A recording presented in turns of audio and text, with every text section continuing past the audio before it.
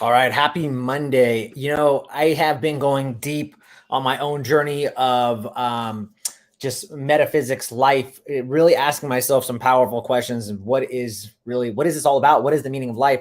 And I know for a lot of clients that I work with, and even including myself, this idea of happiness, we're all trying to search for happiness. And I have been just again going deep and really trying to study myself. Like, what is this idea of what does it mean to be alive? What does it mean to come alive? What does it mean that for us to just be and coexist in the world? And when you're thinking about goals and dreams and all these things, does it even matter? I'm asking myself all these questions, and I'm sure a lot of other people are too. So I thought this would be a perfect thing to get our week going on a Monday.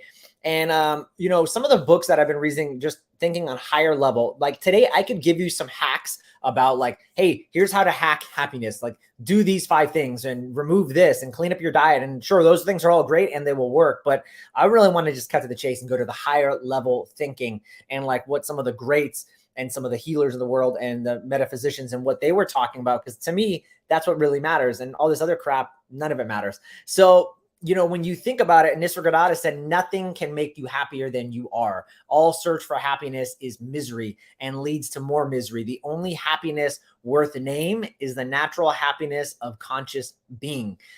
So many of us are wanting and seeking happiness. Or what is the truth? What is it? I need to figure out the truth of the matter. I have to know, like, what does it mean? Even myself, I just mentioned, like, leaning in, what is the truth of life or whatever. But here's the funny thing. When you think about it on a higher level, truth gives you really no advantage. All you get is truth and freedom from the false. And to help others, so many of us we're hell-bent to learn the truth of something so that we can maybe help others, we think, right? But really, you're not helping others. You're actually dividing people into categories.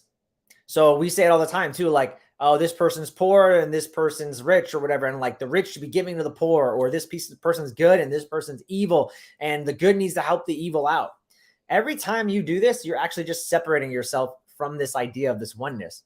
You're evaluating, you're judging, you're condemning, all in the name of this so-called truth. And so you actually destroy the truth that you're out seeking. Truth can actually be expressed, guess what? Only by the denial of the false in action.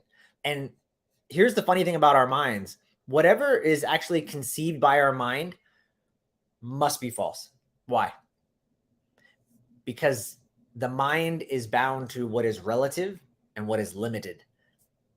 And the real, again, this is higher level thing, the real is inconceivable, and it cannot be harnessed for a purpose. It has to be wanted for its own sake.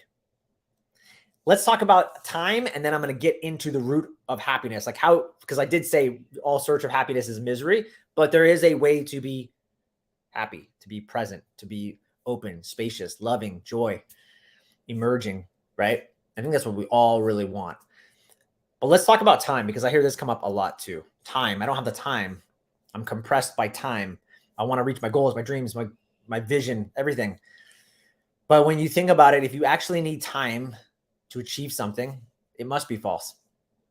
Because the real is always with you. You need not what to be, what you already are. Bam! Like, how, right? Am I right? Like, you already are that. You already are that person. Stop striving, and start arriving. Like, you already are this. And only you must not allow your mind to go out of yourself in the search. When you separate yourself again from this idea, you separate yourself. You're no longer it. When you want something, ask yourself, do like I really need it? And if the answer is no, then just drop it. And actually exploring the false of what you are not, like, that is the key to really learning, like, who you are. Discard everything that you think you are and that you know to be true. Discard all of that and be that. That will get you to the truth. Let's talk about happiness, and we'll wrap this up.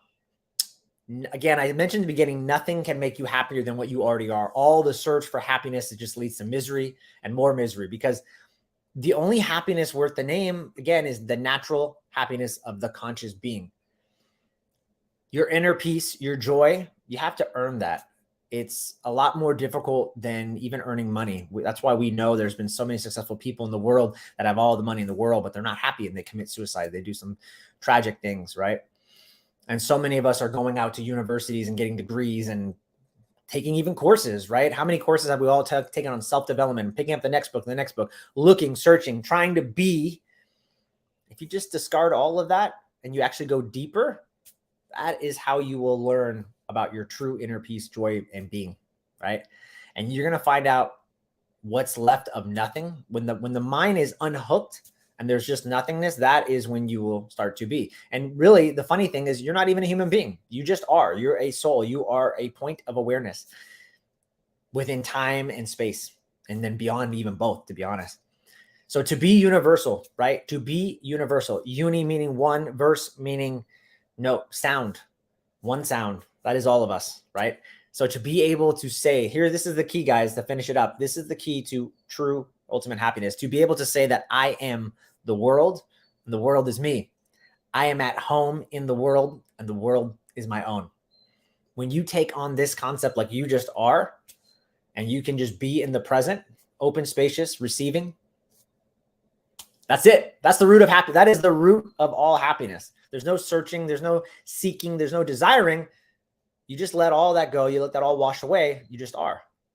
And that's the key. I had to share that with you. I thought that was just so powerful. I've been reading a lot of this stuff and a lot of these concepts from some of these great philosophers and just going deep in my own mind and exploring the depths of what is true and what is not.